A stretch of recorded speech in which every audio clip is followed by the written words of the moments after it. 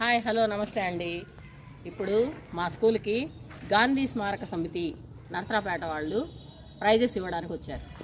వీళ్ళ స్పెషాలిటీ ఏంటి అని అంటే, వీళ్ళు గాంధీ గారి నినాదాలైన సత్యమేవ జయతే, అహింసా పరమోధర్మ, శీలేన సోపతే విద్య ఇలాంటి నినాదాలతో ముందుకెళ్తూ పిల్లల్లో గాంధీ గారి యొక్క గొప్పతనాన్ని, వారి యొక్క ఆదర్శ భావాల్ని పెంపొందించాలి.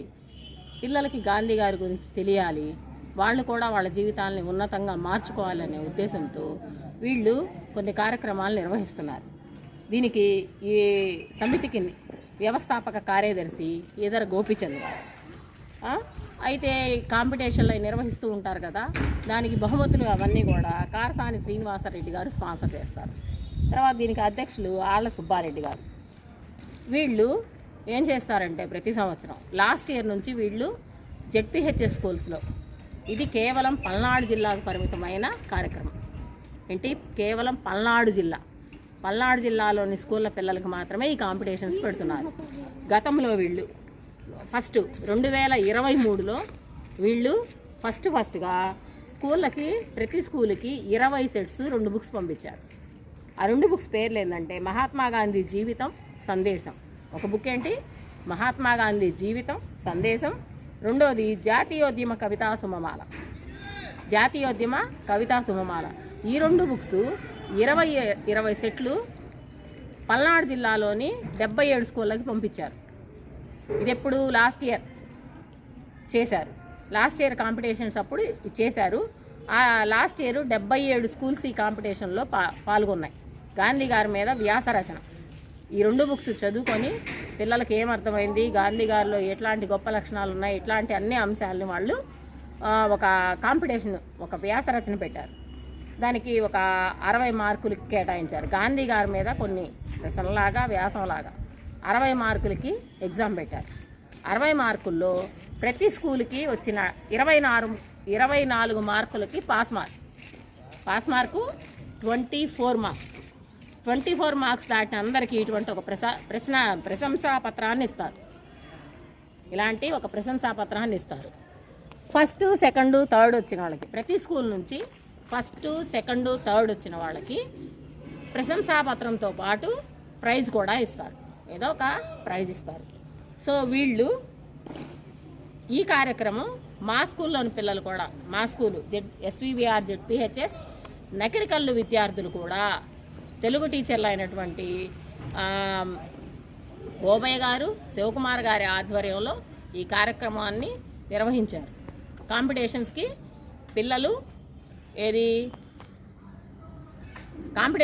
పిల్లలు వ్యాసరచనలో పాల్గొన్నారు. మా స్కూల్ విద్యార్థులకు కూడా 11 ప్రైజులు సుమారు వచ్చాయి. 11 మంది విన్ అయ్యారు అంటే పాస్ అయ్యారు. 11 మందికి ప్రశంసాపత్రం ఇచ్చి ఈరోజు ఒక సభని నిర్వహిస్తున్నారు. దానికి వాళ్ళు వచ్చారు, మనం కూడా వెళ్ళి చూద్దాం రండి. ఆయన అక్కడ ఉన్నటువంటి మన దేశ ప్రజలు ఎంతోమంది, భారతీయులు ఎంతోమంది అక్కడ దక్షిణాఫ్రికాలో ఉండేవాళ్ళు. వాళ్ళందరినీ కుక్కల్లాగా, చీమల్లాగా అవమానకరంగా చూసేవాళ్ళు అక్కడ ఉన్నటువంటి ఇంగ్లీష్ వాళ్ళు. మన దేశంలో ఇంగ్లీష్ వాళ్ళు మనమే కథనం చేస్తున్నారు, దక్షిణాఫ్రికాలో కూడా కథనం చేస్తున్నారు. వాళ్ళు మనల్ని కుక్కల కంటే హీనంగా బారిస్టర్ అని పిలిచేవాళ్ళు. ఏమని, కూలీ బారిస్టర్. మరి అవమానించడం కదా. ఇట్లాంటి అనేక అవమానాలు జరుగుతుంటే ఆయన అక్కడ పోరాటం చేశారు. ఆ పోరాటం చేస్తూ ఒకసారి లండన్ వెళ్ళాల్సి వచ్చింది. లండన్ వెళ్ళి అక్కడి నుంచి తిరిగి వస్తూ ఓడ మీద కూర్చొని రాశాడు అన్నమాట, హిందూ స్వరాజ్యం. ఆయన ఎంత స్పీడ్గా రాశాడంటే, చాలా స్పీడ్గా రాస్తూ కుడి చేయి అలిసిపోయిందంట. అప్పుడు ఏం చేశాడు ఆయన, ఎడమ చేతితో రాశాడు. కుడి చేతితో రాసింది పెద్దగా అర్థం కాదు. గాంధీ గారు ఎడమ చేతితో రాసింది అర్థం. కొంచెం స్లోగా రాస్తాడు, అంత స్పీడ్గా రాలేదు. ఎడమ చేతితో రాసింది. ఇది చాలా విచిత్రమైన విషయం అన్నమాట. గాంధీ గారి విషయంలో ఎడమ చేతితో కూడా రాయగలరు. సరే, ఏ పేపర్ మీద రాశాడు ఆయన? మామూలు వైట్ పేపర్ మీద రాయలే. ఆయన వైట్ పేపర్లు రాయడు. వైట్ పేపర్లు కొనాలి కదా, కొనడానికి దగ్గర డబ్బులు ఎక్కడేది? గాంధీ గారు చాలా సింపుల్ లివింగ్ కదా, చాలా పొదుపు చేస్తాడు, సింపుల్ లివింగ్. అందుకని ఓడలో కెప్టెన్ దగ్గర వాళ్ళు ఏదో ఆఫీస్ లాగా ఉంటుంది కదా, అక్కడ ఏదో రాసి పారేసిన కాగితాలు చుట్టుపక్కల ఉంటాయి. అవి వన్ సైడ్ వేస్ట్ పేపర్ ఏంటది, ఆ వన్ సైడ్ వేస్ట్ పేపర్లు ఆయన తెచ్చుకుని దాని మీద రాసుకుంటారు. ఇది గాంధీ గారి యొక్క ఫిలాసఫీ యొక్క పునాది ఈ పుస్తకం అన్నమాట. ఈ పునాదిలో ఏమంటుంది, ఇలాంటి భావాలు చాలా రాడికల్ భావాలు అంటారు ఇంగ్లీష్లో, రాడికల్ భావాలు అంటే చాలా విప్లవాత్మకంగా ఉంటాయి. అవతల వాళ్ళు ఏ చాదస్తంలాగా ఉందా ఏంటి, సమాజం ఎట్లా పోతుంది, ఏంటి అంటున్నాడు, రైళ్ళు వద్దంటాడు ఏంటి, డాక్టర్లు వద్దంటాడు ఏంటి, యంత్రాలు వద్దంటాడు ఏంటి, ఇవన్నీ లేకపోతే అసలు సమాజం ఎట్లా నడుస్తుంది అని మనకు ఆశ్చర్యం కలుగుతుంది. సరే, ఇదంతా ఎందుకంటే కాలక్షేపాన్ని చెప్పాను. మరి ప్రైజ్ విన్నర్స్ అందరూ వచ్చారా? 10th వాళ్ళు, 9th వాళ్ళు, 8th వాళ్ళు. ముఖ్యంగా ఆ పని మీద వచ్చానండి. సరే, మరికొన్ని విషయాలు తెలుసుకుందాం. ఈ యొక్క గ్రంథాలయ సంఘం అనేది ఈ పుస్తక ప్రియులు అయినటువంటి మీ అందరం కూడా పల్నాడు జిల్లాలో ఏర్పాటు చేసి పల్నాడు జిల్లా గ్రంథాలయ సంఘం పెట్టాం. తర్వాత మన జిల్లా కలెక్టర్ గారు ఎవరు, పేరు రాస్తుంది కదా, శివశంకర్ లోతేటి. ఆయనకి తెలుగు భాష అంటే చాలా మక్కువ, చాలా ఇష్టం. తెలుగు భాష ఎంత ఇష్టమో తెలుసా మీకు? మన కలెక్టర్ గారి స్పెషాలిటీ తెలుసా మీకు? ప్రత్యేకత ఏంటో అమ్మా చెప్తారా? ఎప్పుడు రాలేదా కలెక్టర్ గారి మీటింగ్? వెళ్ళలేదా? నర్సరాపేట రాలేదా పిల్లలు? కలెక్టర్ గారు ఎంత పట్టుదల పెట్టాడంటే, ఆయన ఐఏఎస్ కలెక్టర్ అవ్వాలనుకున్నాడు. హైదరాబాద్లో కోచింగ్ తీసుకోవడానికి వెళ్ళాడు. అక్కడ మా అబ్బాయి కూడా అలాగే హైదరాబాద్లోనే సివిల్స్ ప్రిపరేషన్కి వెళ్ళాడు. మా అబ్బాయి మన కలెక్టర్ గారు ఇద్దరు కూడా అక్కడ ఫ్రెండ్స్ అన్నమాట, కొలీగ్స్. సరే, మా అబ్బాయి ఏదో పరీక్షలో పాస్ అయ్యాడు. ఐఆర్ఎస్ అనేది వచ్చింది, ఇండియన్ రెవెన్యూ సర్వీస్. ఏమంటారు? ఐఆర్ఎస్. ఐఏఎస్ అంటే ఏంటి? Indian administrative service. ఐఏఎస్ ఎవరైతే కొడతారో వాళ్ళు కలెక్టర్లు అవుతారు. ఇంకోటి ఉంది ఐపీఎస్ అంటే ఇండియన్ పోలీస్ సర్వీస్. అట్లా వీటిలో ఐఎఫ్ఎస్ ఇండియన్ ఫారిన్ సర్వీస్ కూడా ప్రెస్టీజ్ చేస్తే, అట్లాగే ఐఏఎస్ కూడా ప్రెస్టీజ్ చేస్తే, తర్వాత ఐపీఎస్. సరే, మా అబ్బాయికి ఐఆర్ఎస్ వస్తే వెళ్ళిపోయాడు, చాలేమని చెప్పి వెళ్ళిపోయాడు. కలెక్టర్ గారికి కూడా మరి ఇలాంటి ఏదో వచ్చినాయేమో తెలియదు నాకు ఇది కాదు, నేను ఐఏఎస్ కొట్టాలి ఏమైనా సరే అని చెప్పి ఏం చేశారు, ఇంకా గట్టిగా చదవటం మొదలుపెట్టి. ఆ చదవటం కూడా అట్లా అయితే కాదు, నేను అన్నీ తెలుగులోనే చదువుతాను, సబ్జెక్ట్ అంతా తెలుగులోనే చదువుతాను, తెలుగులోనే పరీక్ష రాస్తాను, తెలుగులోనే ఢిల్లీ వెళ్ళినా సరే ఇంటర్వ్యూ కూడా తెలుగులోనే చెప్తాను అని చెప్పి పట్టుదల పెట్టాడు.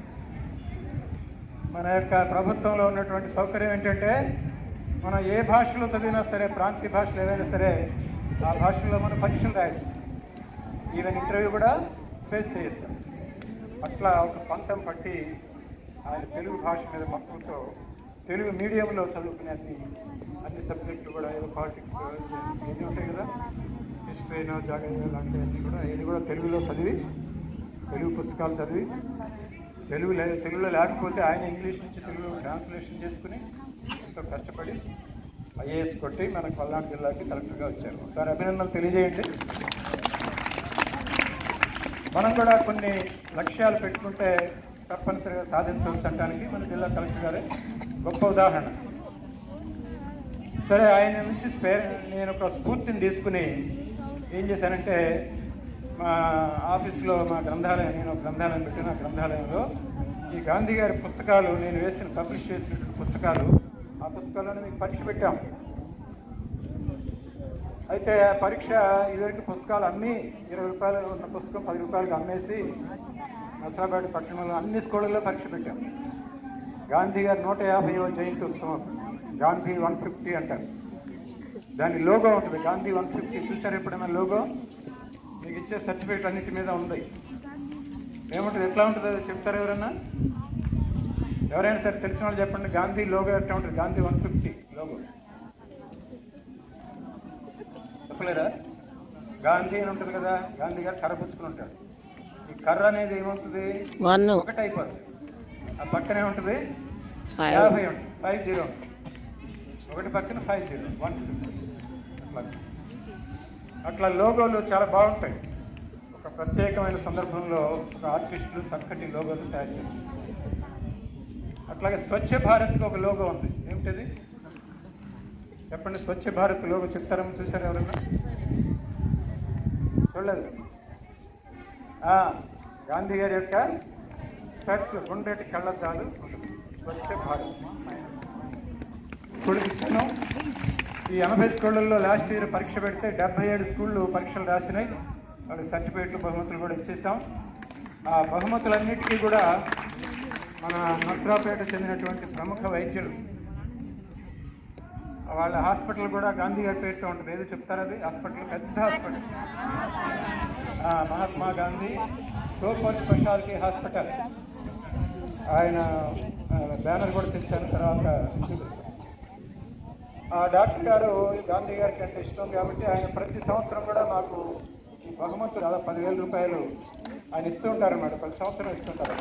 పత్రిక అనేది ఈ స్కూల్ తరఫున 8th క్లాస్ వాళ్ళు ఒక లిఖిత పత్రిక, 9th క్లాస్ వాళ్ళు, 10th క్లాస్ వాళ్ళు, అట్లా 3 క్లాసులు 3 పత్రికలు రన్ చేయాలి. కనీసం 3 కాపీలు తయారు చేయాలి నెలకొకటి.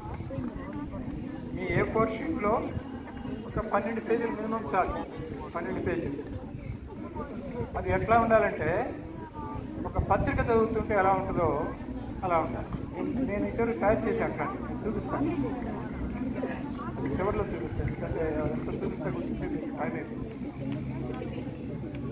ఆ పత్రికని రన్ చేయాలంటే 5 సభ్యులు ఉండాలి. కనీసం 5 రకాల టాలెంట్స్ ఉన్నవాళ్ళు ఉండాలి. ఇప్పుడు ఇందా నిలబడ్డారే ఆర్టిస్టులు, వాళ్ళు ప్రధానంగా కావాలి. ఎందుకంటే ఆ పత్రికలో రాయాలి కదా, బొమ్మలు గీయాలి, రాయాలి. కాబట్టి రాయటం చక్కగా నీట్గా A4 షీట్లో సగానికి ఒక కాలం లాగా వదిలిపెట్టేయాలి. కాలం లాగా గీత గీసుకోవాలి. అట్లా సింపుల్ సెంటెన్సెస్లో పైన ఒక హెడ్డింగ్ పెట్టేసి వ్యాసం రాయాలి. ఉదాహరణకి సర్దార్ పటేల్ వ్యాసం రాయాలనుకోండి, సర్దార్ పటేల్ బొమ్మ వేయాలి అక్కడ పక్కన. అందుకని ఆర్టిస్టులు అటు పక్కన బొమ్మ వేయాలా, ఆ పక్కన ఆయన గురించినటువంటి మెటీరియల్ రాయాలి. అట్లాగే మెటీరియల్ రాయాలంటే వ్యాసం రాయాలి ఒకళ్ళు. అంటే వ్యాస రచయితలకు కూడా ఇక్కడ డిమాండ్. మీలో వ్యాస రచనలో ఎస్ఏ రేటింగ్లో ఫస్ట్ వచ్చిన వాళ్ళు, సెకండ్ వచ్చిన వాళ్ళు నిలబడండి. వేసేవారన్నా ఎస్ఏ రేటింగ్ కాంపిటీషన్ జరుగుతూ ఉంటాయి కదా 5వ సబ్జెక్ట్ మీద. లేచి నిలబడండి అమ్మా. మిమ్మల్ని కూడా కొడతాం, చప్పట్లు కొడతాం మిమ్మల్ని కూడా. ఏ సబ్జెక్ట్ మీద రాసాము నువ్వు? తెలుగు. తెలుగు రైట్ లేదు. గ్రంథాలయాలు పుస్తకాల ప్రాముఖ్యం ఇవమ్మా. నువ్వు కూడా అదేనా? ఆ మాటకు వస్తే నాకు ఇంకోటి గుర్తొస్తుంది. నేను ఇట్లా కూర్చోను. ఇద్దరేనా? మగపిల్లలు ఎవరు లేరా? అబ్బాయి లేరు, మగపిల్లలు లేరేంటి? అందరూ సిగ్గుపడుతున్నారు. మీరే ఆడపిల్లలు అనుకుంటున్నాను, వీళ్ళందరూ మగపిల్లలు అనుకుంటున్నాను. ఎందుకంటే సిగ్గుపడుతున్నారు, మీరు లేవట్లేదు. మీరు చక్కగా సిగ్గు లేకుండా పైకి లేచి నిలబడుతున్నారు. Essay writing. మరి ఈ మాటకు వస్తే నా యొక్క అనుభవం కూడా చెప్తాను. మీలాగా నేను హై స్కూల్ రోజుల్లో చదువుతుంటే, ఎక్కడ హై స్కూల్ చదివాను లేదా తెలుసా మీకు? రాజధాని ఏరియాలో తుళ్ళూరు. ఆ తుళ్ళూరులో హై స్కూల్ చదివాను. అప్పుడు 10th క్లాస్ SLCలో నేను వ్యాస రచనలో ఫస్ట్ ఉండేవాడిని. నాకు ఫస్ట్ ప్రైజ్ వచ్చింది. వచ్చింది కాబట్టి నేను వాళ్ళ పుస్తకాలు రాస్తున్నాను, నేను వ్యాసాలు రాస్తున్నాను, పుస్తకాలు రాస్తున్నాను, విమర్శలు చేస్తున్నాయి, ఇవన్నీ చేస్తున్నాను అన్నమాట. పుస్తకాలు ఎన్నో చదివి. అట్లా మీలో కూడా ఎస్ఏ రేటింగ్ టాలెంట్ కనుక పెంచుకుంటే పెద్ద అయిన తర్వాత చక్కగా మీ యొక్క వ్యక్తిత్వాన్ని వికసించే రీతిలో ఒక చక్కటి రైటర్స్ అవ్వచ్చు. అట్లాగే ఆర్ట్ నేర్చుకుంటే చక్కని ఆర్టిస్టులు అవ్వచ్చు. ఆ టాలెంట్ ఉపయోగపడుతుంది మనకి. నేను ఆర్ట్ కూడా నేను కూడా ఆర్టిస్ట్. ఇందాక నేను నిలబడినట్టే లెక్క. ఎందుకంటే నేను కూడా మీలాగే హై స్కూల్లో ఉన్నప్పటి నుంచి బొమ్మలు వేస్తూ ఉండేవాడిని. మా డ్రాయింగ్ మాస్టర్ దగ్గర బొమ్మలు బాగా నేర్చుకున్నాను. ఆయన క్లాసులో చెప్పింది చాలక ఇంటికి వెళ్ళి మరి ఆయన సేవలు చేసి ఇంకా ఎక్కువ నేర్చుకున్నాను. నేర్చుకుంటే నాకు ఎలా ఉపయోగపడిందంటే, నేను ఎల్ఐసిలో జాబ్ వచ్చింది నాకు డిగ్రీ అయిపోగానే.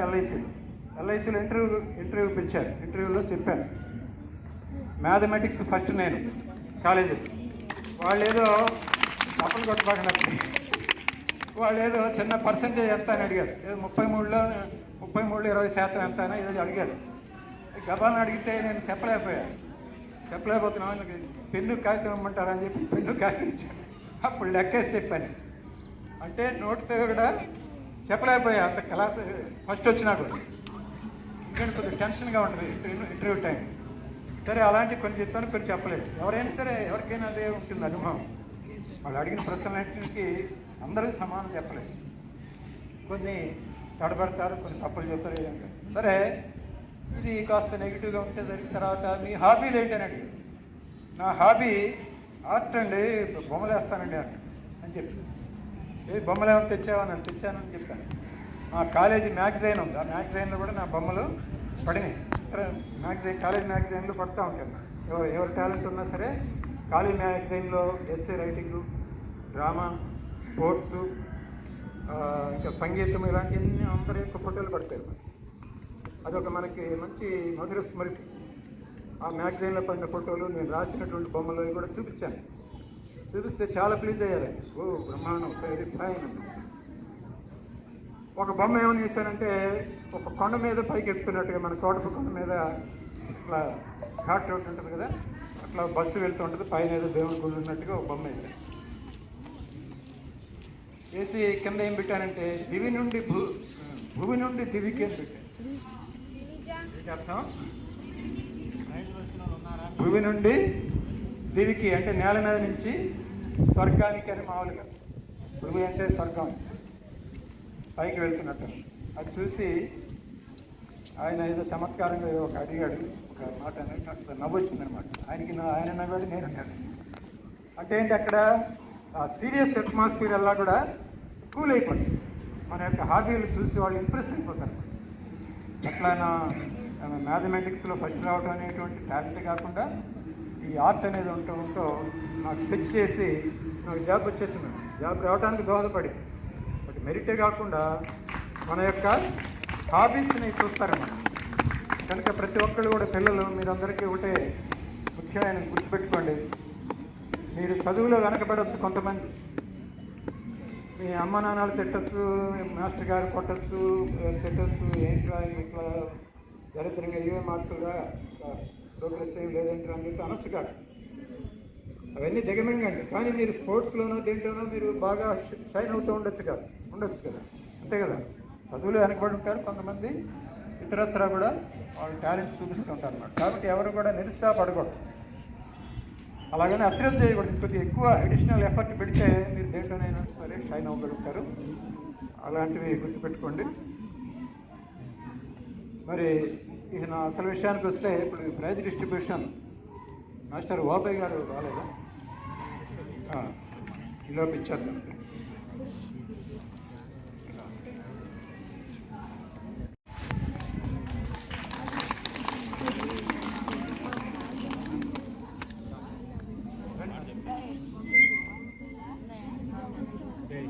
వెరీ వెరీ గుడ్ ఈవినింగ్ మీ అందరికీ. సరే సార్, అనుభవాలు గాంధీ గారి గురించి బ్రహ్మాండం క్లాప్స్ ఇవ్వండి. గాంధీ గారు కూడా ఎత్తు పల్లాలు ఎదిగినటువంటి వ్యక్తి. అంటే కష్టం కాదు, అక్కడ కష్టం వేరే విషయం, తెలివితేటలు వేరే విషయం. మీ అంత బ్రిలియంట్ కాకపోయినా సాదా సీదా వ్యక్తి గాంధీ గారు. మీకు ఇంగ్లీష్లో లిమిట్, అన్లిమిట్ అనే పదాలు మీకు చాలామంది తెలుసు కదా. అయితే గాంధీ గారు అన్లిమిట్ పర్సన్ కాదు, లిమిట్ పర్సన్. గాంధీ గారు అన్లిమిట్ పర్సన్ కాదు. ఎంతవరకు తీసుకోవాలో అంతవరకే తీసుకుంటాడు, మించి చెయ్యడు గాంధీ గారు. ఇది గుర్తుపెట్టుకుని సరిపోతుంది. థ్యాంక్ యూ వెరీ మచ్ అందరికీ. గాంధీ గారు మీకు తెలుసు, లిమిట్ అన్లిమిట్ అని చాలా పదాలు చాలాసార్లు మీరు వినే ఉంటారు. అయితే గాంధీ గారి నేపథ్యం ఏంటంటే ఇప్పుడు కూడా చెప్పారు, హెచ్చుతగ్గులు అంటే ఒక్కొక్కడు బాగా బ్రిలియంట్ ఉంటాడు, ఒక చదవలేని ఉంటాడు, ఒక్కో దాంట్లో రకరకాల ఎఫర్ట్ ఉంటుంది, ఒక్కొక్క ఎక్స్పీరియన్స్ ఉంటుంది, టాలెంట్. కాబట్టి అందరికీ అన్ని గుణాలు ఉండలేవుగా. కాబట్టి గాంధీ గారు ఈ 2 మాటలు తీసుకుంటే ఒకటో మాటకి కట్టుబడి ఉన్నాడు. పరిమితం, ఎంతవరకు పరిమితమో ఎంతవరకు తీసుకోవాలో అంతవరకు తీసుకుంటాడు. మించి గాంధీ గారు తీసుకోడు. Not to be the unlimited. ఓకేనా? Right, very good, thank you.